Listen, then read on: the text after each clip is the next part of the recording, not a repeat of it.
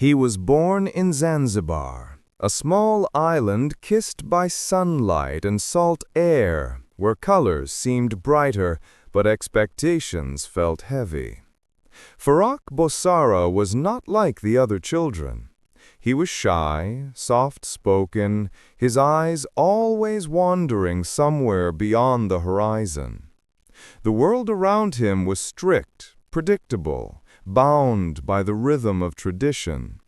Yet inside him something restless moved, a quiet fire that wanted to sing when everyone else stayed silent.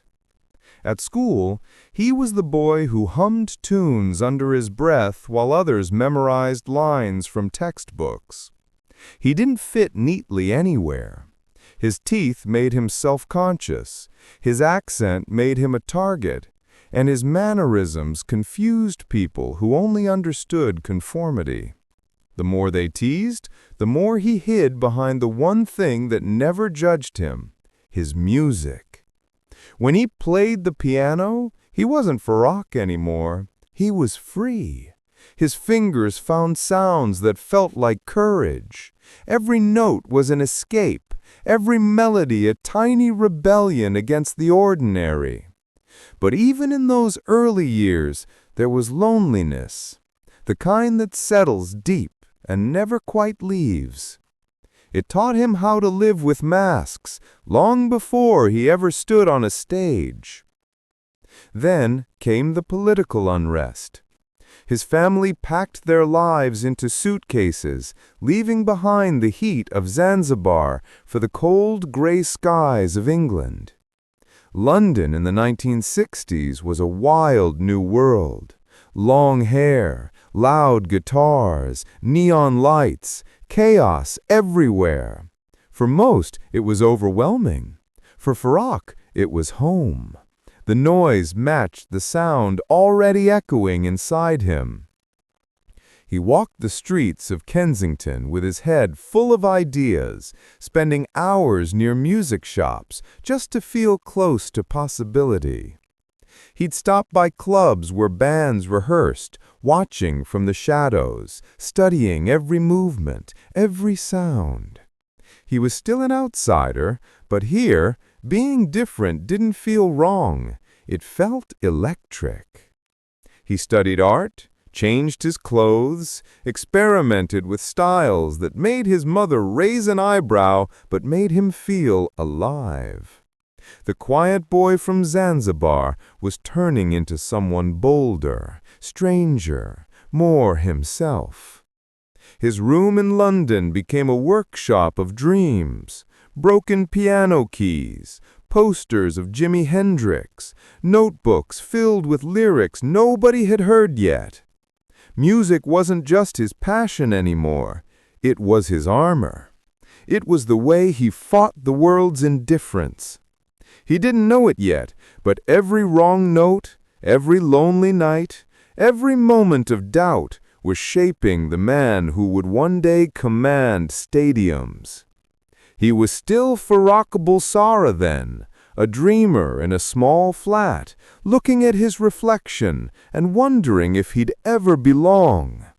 But deep down, he was building the courage to create a name that would belong to the whole world.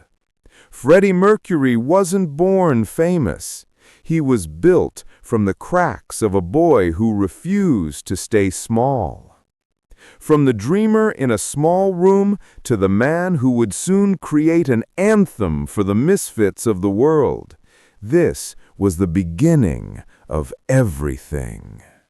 London was a storm of sound and smoke, and somewhere in the middle of it all was a young man who refused to live quietly. Farrokh Bulsara had started to fade away. In his place, something brighter and louder began to take shape. He was sculpting a new version of himself, not out of marble or clay, but out of courage and rhythm.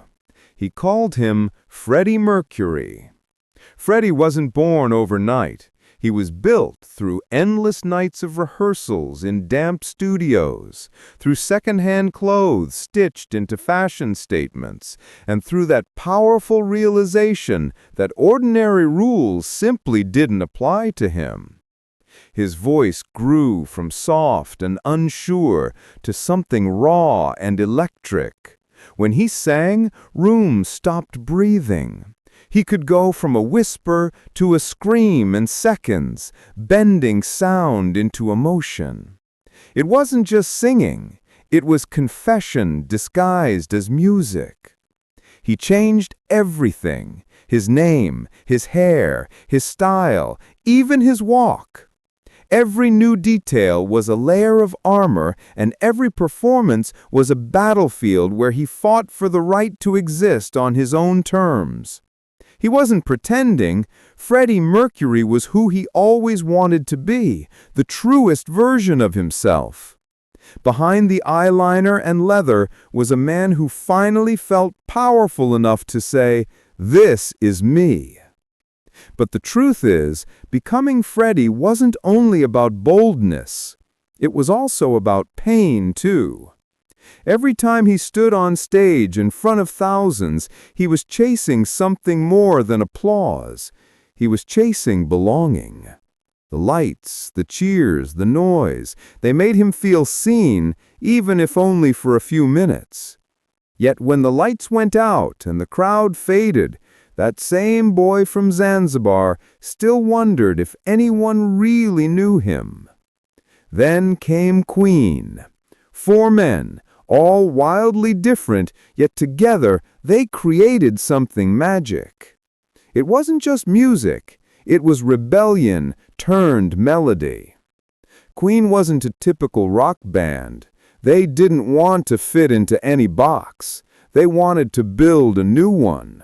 They played loud, they dressed wild, they made every concert feel like a revolution.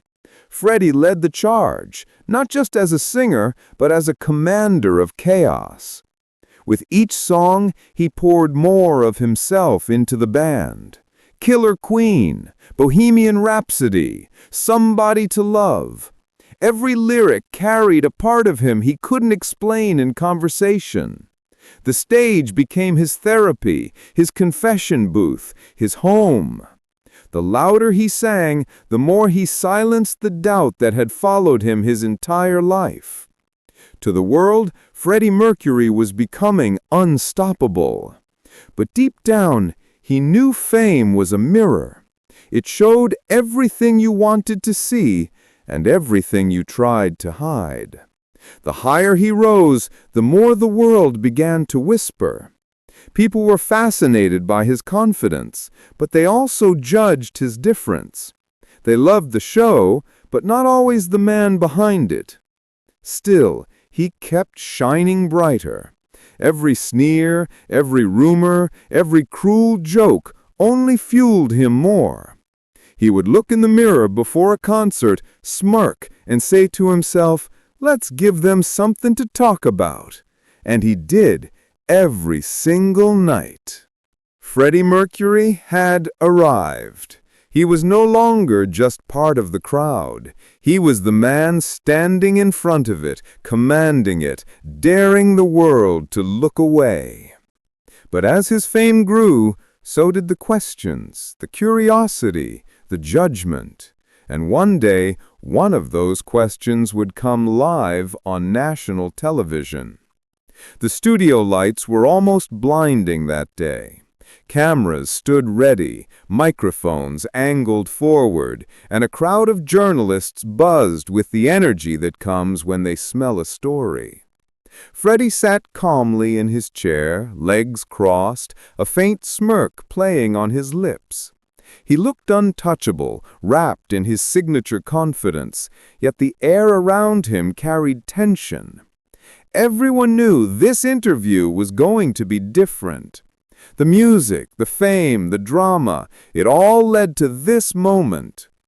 The interviewer leaned forward, rehearsed charm masking sharp curiosity. After a few polite questions about Queen's success, the tone shifted. The host's voice softened, but the intent hardened. Then came the question, the one that sliced through the room like a blade. It wasn't about his music. It wasn't about his art. It was about him, his private life, the part of himself he never owed anyone. For a moment, time froze. You could feel the discomfort ripple through the audience.